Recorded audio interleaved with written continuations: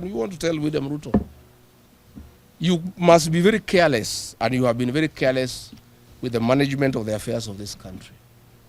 But you cannot be careless about the management and the stability of the Kenyan nation.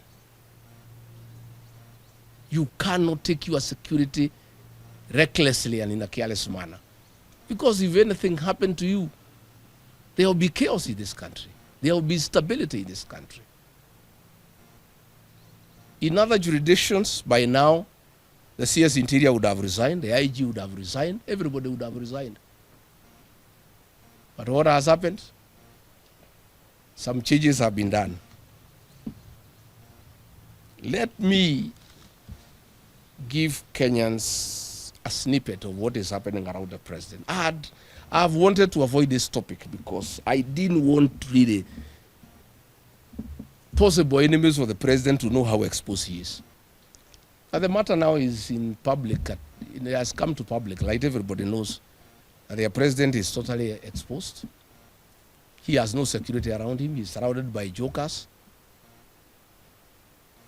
I'm told most of those people who were guarding him yesterday were busy on WhatsApp and TikTok.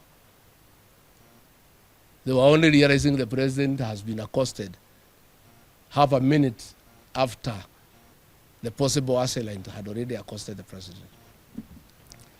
What is happening is that the presidential escort unit is a demoralized lot.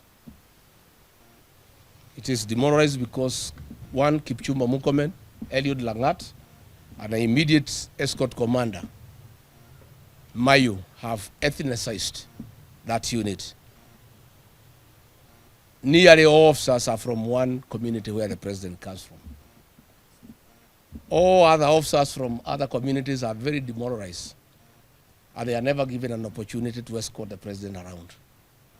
Escorting the president around comes with privileges and allowances. All officers from other communities don't leave the camp. It's only officers from the president's community that guard him. And these officers from the president's community have a sense of entitlement. They don't have to be professional. They are only guarding him and escorting him because they come from his community. That is why there is laxity and sheer recklessness around the president. Again, there is a lot of corruption in that unit. Officers have called me this morning. Most of them were guarding me. We know each other. Because the deputy president and the president are guarded by the same unit under the presidential escort commander.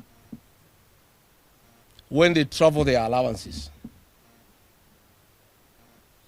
The DIG, Murkomen, and the immediate escort commander demand half the allowances of these officers for them to be allocated to escort the president. So they are very demoralized and very unhappy people. Even after half of the allowances have been taken, for 4 months they have not received the allowances. So they are very demoralized lot.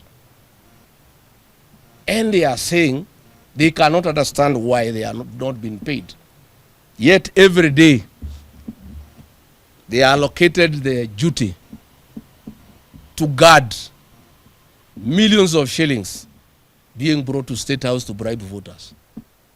They are the ones who supervise money being offloaded from trucks in sacks to State House.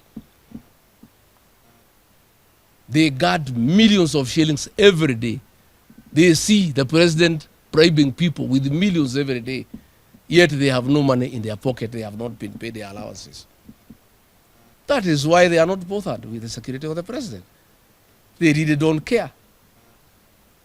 They have not been paid their allowances, yet they are the ones escorting money